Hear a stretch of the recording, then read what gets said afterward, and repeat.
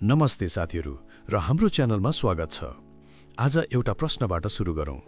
यदि मैले तपाईलाई हजारौं वर्ष पहिले कुनै टेलिस्कोप, कम्प्युटर वा गुरुत्वाकर्षणको सिद्धान्त बिना नै मानिसहरूले सूर्य र चन्द्र ग्रहण कहिले लाग्छ भनेर दिन तोकेरै भन्न सक्थे भन्दा तपाईलाई कस्तो लाग्ला? सायद कुनै जादु वा दैवी शक्तिको कुरा जस्तो लाग्छ होला, होइन त? तर यो कुनै जादु थिएन, यो थियो शुद्ध विज्ञान, धैर्यता र मानव मस्तिष्कको अद्भुत क्षमताको परिणाम।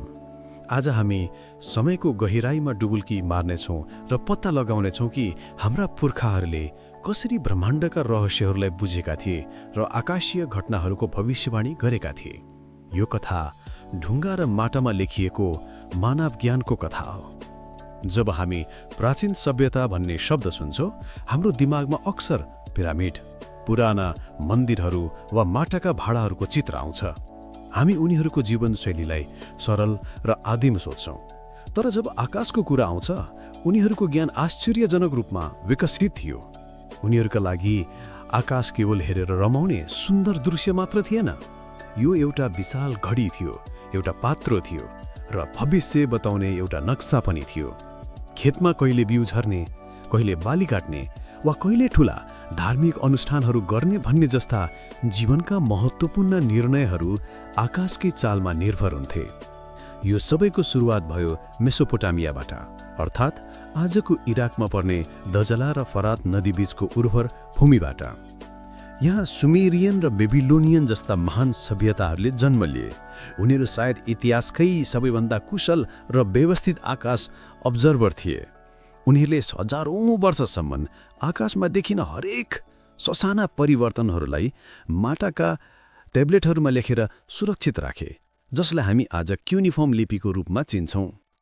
कल्पना गर्नुहोस्, हजारौं रातिहरू, पुस्ता पुस्तासम्म पुजारी र विद्वानहरूले चन्द्रमाको कला, ग्रहहरूको चाल र ताराहरूको स्थितिलाई मेटिकुलस रूपमा रेकर्ड गरिरहेका थिए। यो कुनै शोक थिएन, यो उनीहरूको दायित्व थियो। उनीहरूलाई विश्वास थियो कि आकाशमा हुने घटनाहरूले पृथ्वीमा राजा र राज्यको भविष्य निर्धारण गर्छ। यही निरन्तर अवलोकनबाट उनीहरूले एउटा अविश्वसनीय खोज गरे। उनीहरूले याद गरे कि ग्रहणहरू कुनै अनियमित घटना होइनन्, बरु एउटा निश्चित ढाँचामा दोहोरिन्छन्। यही ढाँचालाई आज हामी सारोस चक्र भन्छौँ। यो लगभग 18 वर्ष, 11 दिन र 8 घण्टाको अवधि हो, जसपछि सूर्य, पृथ्वी र चन्द्रमा फेरि लगभग उस्तै ज्यामितीय स्थितिमा आइपुग्छन्। यसको मतलब यदि आज कुनै ठाउँमा ग्रहण लाग्यो भने सारोस चक्रको अन्त्यमा फेरि उस्तै प्रकारको ग्रहण लाग्ने सम्भावना धेरै हुन्छ। बेबिलोनियनहरूले यो चक्रको प्रयोग गरेर कुन वर्ष ग्रहण लाग्न सक्छ भनेर भविष्यवाणी गर्न सक्थे। यो कुनै दैविक ज्ञान थिएन, यो त वर्षको डाटा सङ्कलन र त्यसकोबाट प्याटर्न पत्ता लगाउने विशुद्ध गणितीय र तार्किक प्रक्रिया थियो। अझ रोचक कुरा के छ भने, ज्योतिषशास्त्रमा हामीले सुनेका 12 राशिहरू मेष, वृष, मिथुन आदिको अवधारणा पनि बेबिलोनियनहरूले नै विकास गरेका हुन्। उनीहरूले सूर्यले वर्षभर परिक्रमा गर्ने आकाशीय मार्ग, जसलाई हामी इक्लेक्टिक भन्छौँ, त्यसलाई 12 भागमा बाँडे र प्रत्येक भागलाई एउटा नक्षत्रको नाम दिए। यो प्रणाली ग्रहहरूको स्थिति ट्र्याक गर्न र पात्रो बनाउन अत्यन्तै उपयोगी साबित भयो। उनीहरूले प्रयोग गरेको 60मा आधारित सङ्ख्या प्रणाली, हेक्साडेसिमल सिस्टमको प्रभाव आज पनि हाम्रो जीवनमा छ। 1 घण्टामा 60 मिनट, 1 मिनटमा 60 सेकेन्ड र गोलामा 360 डिग्री हुनुको पछाडि यही बेबिलोनियनहरूले दिनु। त्यसैले अर्कोपटक घडी हेर्दा हजारौं वर्ष पहिले मेसोपोटामियामा बसेका ती विद्वानहरूलाई सम्झिनुहोस्, जसले हामीलाई समयको नाप तरिका सिकाए। अब मेसोपोटामियाबाट पश्चिम लागौँ प्राचीन ग्रिसतिर, जहाँ बेबिलोनियनहरू के र कहिले भन्ने कुरामा केन्द्रित थिए। गृहहरू किन र कसरी भन्ने कुरामा बढी रुचि राख्थे। उनीहरू केवल घटनाहरूको भविष्यवाणी मात्र गर्न चाहँदैनथे, बरु ब्रह्माण्डको संरचना र यसले काम गर्ने प्रणालीलाई नै बुझ्न चाहन्थे। उनीहरूले खगोलशास्त्रलाई अवलोकनबाट दर्शन र गणितको तहमा पुर्याए। ईसापूर्व 585मा मिलेटसका थेल्स नामका एक दार्शनिकले एउटा सूर्यग्रहणको सही भविष्यवाणी गरेर इतिहास रचे। भनिन्छ लिडिया र मिर्ज राज्यबीच चलिरहेको युद्ध यही ग्रहणका कारण रोकिएको थियो, किनभने दिनमै अँध्यारो छाएपछि दुवै पक्षले यसलाई देवताको सङ्केत मानेर शान्ति सम्झौता गरेका थिए।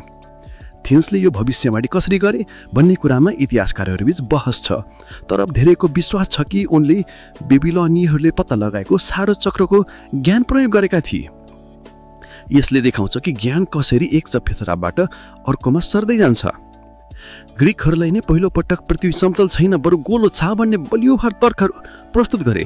अरिस्टोटल जस्ता दार्शनिकहरूले यो लागि प्रमाणहरू दिए, जस्तै टाढाबाट आइरहेको जहाजको पहिले माथिल्लो भाग र त्यसपछि मात्र पुरै जहाज देखिनु, वा चन्द्रग्रहणको समयमा चन्द्रमामा पर्ने पृथ्वीको छाया सधैँ गोलाकार हुनु, यी साधारण तर शक्तिशाली अवलोकनहरूले हाम्रो ग्रहको आकार बारेको बुझाइलाई नै सधैँभरि परिवर्तन गरिदिए। ग्रिक खगोलशास्त्रीहरूमध्ये सायद सबैभन्दा प्रभावशाली व्यक्ति थिए क्लौडियस पटलिमी। उनले दोस्रो शताब्दीमा अल्माजेस नामक ग्रन्थ लेखे, जसले अर्को 1400 वर्षसम्म खगोलशास्त्रमा राज गर्यो। पोटलिमीले योलाई एउटा जटिल ब्रह्माण्डको मोडल प्रस्तुत गरे, जसमा पृथ्वी केन्द्रमा थियो र सूर्य, चन्द्रमा र अन्य ग्रहहरूले यसको परिक्रमा गर्थे। यसलाई भूकेन्द्रित जियोसेन्ट्रिक मोडल भनिन्छ। आज हामीलाई थाहा छ कि यो मोडल गलत थियो, किनभने वास्तवमा पृथ्वीले सूर्यको परिक्रमा गर्छ। तर पोटालिमीको मोडलको विशेषता यो थियो कि यो गणितीय रूपमा अत्यन्त परिष्कृत थियो। उनले इपी साइकल जस्ता जटिल ज्यामितीय अवधारणाहरूको प्रयोग गरेर ग्रहहरूको चाललाई यति परिष्कृत रूपमा व्याख्या गरे कि त्यसको आधारमा ग्रहहरूको भविष्यको स्थिति लगभग सही रूपमा पत्ता लगाउन सकिन्थ्यो। त्यसैको गलत भए पनि यो एउटा मानव तर्क र विज्ञानको उत्कृष्ट नमुना थियो, जसले ब्रह्माण्डले बुझ्ने योको एउटा व्यवस्थित प्रयास गरेको थियो। अब अफ्रिकातिर लगाऊ, जहाँ नाइल नदीको किनारमा प्राचीन इजिप्टको महान सभ्यता फस्टैया थियो। इजिप्सियनका लागि खगोलशास्त्र धर्म र दैनिक जीवनलाई सँग गहिरो रूपमा जोडिएको थियो। उनीहरूको सम्पूर्ण जीवन नाइल नदीको वार्षिक बाढीमा निर्भर थियो। बाढीले नाइलको किनारमा पलिलो माटो ल्याउँथ्यो, जसले उनीहरूको खेतीलाई सम्भव बनाउँथ्यो। तर यो बाढी कहिले आउँछ भन्ने थाहा पाउनु जीवन प्राणको सवाल थियो। यसको जवाब उनीहरूले आकाशमा भेटे। उनीहरूले याद गरे कि हरेक वर्ष नाइलमा बाढी आउनुभन्दा ठिक पहिले आकाशको सबैभन्दा चम्किलो तारा, जसलाई उनीहरूले सबडेट भन्छ र हामी यसलाई सिरियस भन्छौँ, सूर्य उदयभन्दा ठिक अगाडि पूर्वमा पहिलो पटक देखिन्थ्यो। यो घटनालाई हेलियाकट्राइजिङ भनिन्छ। यसको आधारमा उनीहरूले 365 दिनको पात्र बनाए, जुन आज हामीले प्रयोग गर्ने पात्रसँग अचम्मको रूपमा मिल्न जुल्दछ। यो खगोलशास्त्रको सबैभन्दा सुन्दर र प्रायोगिक प्रयोगहरू मध्येको एक हो, जहाँ आकाशको एउटा सानो सङ्केतले सम्पूर्ण सभ्यताको जीवन चक्रलाई निर्देशित गर्थ्यो। इजिप्सियनहरूको खगोलीय ज्ञान उनीहरूले बनाएका स्मारकहरूमा पनि झल्किन्छ। गिजाका महान पिरामिडहरू केवल राजाहरूको चिहान मात्र होइनन्, तिनीहरू खगोलीय रूपमा बनाइएका आश्चर्यजनक संरचनाहरू हुन्। यी पिरामिडहरू उत्तर, दक्षिण, पूर्व र पश्चिम दिशाहरूसँग यति सटिक रूपमा अलाइन गरिएका छन् कि आजको आधुनिक प्रविधिले पनि त्यस्तो सटिकता हासिल गर्न गाह्रो हुन्छ। ग्रेट पिरामिडभित्र रहेका साँघुरा एयर शाफ्ट्सहरू कुनै भेन्टिलेसनका लागि बनाएका थिएनन्, बरु तिनीहरू तत्कालीन समयका महत्त्वपूर्ण नक्षत्रहरूतिर सोझै औल्याउने गरी बनाएका थिए। जस्तै एउटा शाफ्ट त्यस बेलाको ध्रुव तारा थुबानतिर र अर्को ओरायनको बेल्टतिर रक्षित थियो। उनीहरूको मान्यता अनुसार यी शाफ्टहरूले राजाको आत्मालाई मृत्युपछि ती ताराहरूसम्म पुग्ने बाटो देखाउँथे। यसरी उनीहरूका लागि वास्तुकला, धर्म र खगोल विज्ञान एकअर्काबाट अविभाज्य थिए। अब हामी आधा संसार पार गरेर मध्य अमेरिकाको घना जङ्गलमा आइपुग्छौँ, जहाँ माया सभ्यताको विकास भयो। मायाहरू समय र ब्रह्माण्डको चक्रलाई लिएर एकदमै अब्सेस्ड थिए। उनीहरूले इतिहासकै सबैभन्दा जटिल र सटिक पात्रो प्रणालीहरूमध्ये एकको विकास गरे। उनीहरूसँग एउटा मात्र होइन, धेरै पात्रहरू थिए जुन एकैसाथ चल्थे। हाब 365 दिनको सौर्य पात्रो थियो, जुन खेतीपातीका लागि प्रयोग हुन्थ्यो। जोल्किन 260 दिनको पवित्र पात्रो थियो, जुन धार्मिक अनुष्ठान र भविष्यवाणीका लागि महत्त्वपूर्ण थियो। यी दुवै पात्रहरू मिलेर 52 वर्षको एउटा ठूलो चक्र बनाउँथे। यसबाहेक उनीहरूसँग लङ काउन्ट नामक पात्रो पनि थियो, जसले हजारौं वर्षको समयलाई मापन गर्थ्यो। माया खगोलशास्त्रीहरूको विशेष रुचि शुक्र ग्रह भनेको भिनसमा थियो। उनीहरूले शुक्र ग्रहको चाललाई यति गहिरो रूपमा अध्ययन गरेका थिए कि उनीहरूलाई थाहा थियो कि यसको चक्र भनेको पृथ्वीबाट देखिने चक्र लगभग 584 दिनको हुन्छ। ड्रेसडेन कोडेक्स नामक उनीहरूको एउटा बाँचेको पुस्तकमा शुक्र ग्रहको उदय र अस्त हुने मितिहरूको विस्तृत र अत्यन्तै सटीक तालिका छ। उनीहरूका लागि शुक्र केवल एउटा ग्रह मात्र होइनन्, यो युद्ध र शक्तिको प्रतीक थियो। कहिले युद्ध सुरु गर्ने वा कहिले महत्त्वपूर्ण निर्णय लिने भन्ने कुरा शुक्र ग्रहको स्थिति हेरेर निर्धारण गरिन्थ्यो। बेबिलोनियनहरू जस्तै मायाहरूले पनि ग्रहणको ढाँचालाई बुझेका थिए र उनीहरूको कोडेक्समा ग्रहण कहिले लाग्न सक्छ भनेर भविष्यवाणी गर्ने तालिकाहरू पनि भेटिन्छन्। यी सबै ज्ञान उनीहरूले केवल नाङ्गो आँखाले आकाश हेरेर र त्यसलाई बाँसका पाता वा ढुङ्गामा रेकर्ड गरेर हासिल गरेका थिए। अब संसार घुमेर आफ्नै छिमेटमा फर्कौं। प्राचीन भारत जसको खगोलीय ज्ञानको विरासतले हाम्रो क्षेत्र नेपाललाई पनि गहिरो प्रभाव पारेको छ। भारतमा खगोल विज्ञानको परम्परा हजारौं वर्ष पुरानो छ, जसको जरा वेदहरूमा भेटिन्छ। वेदाङ्ग ज्योतिष नामक ग्रन्थ जुन ईसापूर्व पहिलो सहस्राब्दीतिर लेखिएको मानिन्छ, यसको प्रारम्भिक उदाहरण हो। यसले मुख्यतया यज्ञ र धार्मिक अनुष्ठानहरूका लागि सही समय निर्धारण गर्न सूर्य र चन्द्रमाको चाल गणना गर्ने नियमहरू स्थापित गर्यो। तर भारतीय खगोल विज्ञानमा क्रान्ति ल्याउने काम त 5औं शताब्दीका महान गणितज्ञ र खगोलशास्त्री आर्यभट्टले गरे। आफ्नो ग्रन्थ आर्यभट्टियामा उनले यस्ता सिद्धान्तहरू प्रस्तुत गरे जुन आफ्नो समयभन्दा धेरै अगाडिका थिए। उनले स्पष्ट रूपमा भने कि पृथ्वी आफ्नो अक्षमा घुम्छ, जसकारण हामीलाई ताराहरू घुमेको जस्तो देखिन्छ। एउटा क्रान्तिकारी विचार थियो। अझ महत्त्वपूर्ण कुरा, उनले ग्रहण र चन्द्रग्रहणको वैज्ञानिक व्याख्या प्रस्तुत गरे। त्यसबेलामा प्रचलित राहु र केतु नामक राक्षसले सूर्य र चन्द्रमालाई निल्ने पौराणिक कथालाई अस्वीकार गरेर आर्यभट्टले भने कि चन्द्रग्रहण पृथ्वीको छाया चन्द्रमामा पर्दा लाग्छ र सूर्यग्रहण चन्द्रमाको छाया पृथ्वीमा पर्दा लाग्छ। एउटा सरल तर शक्तिशाली वैज्ञानिक सत्य थियो। आर्यभट्टले चन्द्रमा र ग्रहहरूको आफ्नो प्रकाश नहुन बरु तिनीहरू सूर्यको प्रकाशले चम्किने भन्ने कुरा पनि पत्ता लगाएका थिए। उनले एक वर्षको लम्बाइ 365.258 दिन गणना गरेका थिए, जुन आधुनिक गणना 365.256 को धेरै नजिक छ। केही व्याख्या अनुसार उनले सूर्य केन्द्रित मोडलको पनि संकेत दिएका थिए, जुन कोपर्निकस भन्दा लगभग 1000 वर्ष पहिलेको कुरा हो। यो ज्ञानको धारा नेपालमा पनि प्रवेश गर्यो। आज हामीले प्रयोग गर्ने पात्रो, जसमा तिथि, नक्षत्र, योग र करण जस्ता कुराहरू हुन्छन्, ती सबै यही प्राचीन ज्योतिष र खगोल विज्ञानमा आधारित छन्। हाम्रो पञ्चाङ्गले चन्द्रमा र सूर्यको चालको जटिल गणनालाई आधार मान्छ। त्यसैले जब कुनै ज्योतिषीले तपाईँको चिना हेरेर ग्रहहरूको स्थितिको बारेमा बताउनुहुन्छ, उनीहरूले हजारौं वर्ष पुरानो ज्ञानको परम्परालाई नै निरन्तरता दिइरहेका हुन्छन्, जुन आर्यभट्ट जस्ता विद्वानहरूका काँधमा उभिएको छ। त्यसो भए यति धेरै फरक फरक सभ्यताहरू हजारौं किलोमिटर र हजारौं वर्षको दूरीमा कसरी खगोलविज्ञानमा यस्तो अचम्मको प्रगति गर्न सफल भए त होलास्? उनीहरूसँग न त जेम्स वेब टेलिस्कोप थियो, न त सुपर कम्प्युटर। यसको जवाफ केही सरल तर शक्तिशाली विधिहरूमा लुकेको छ।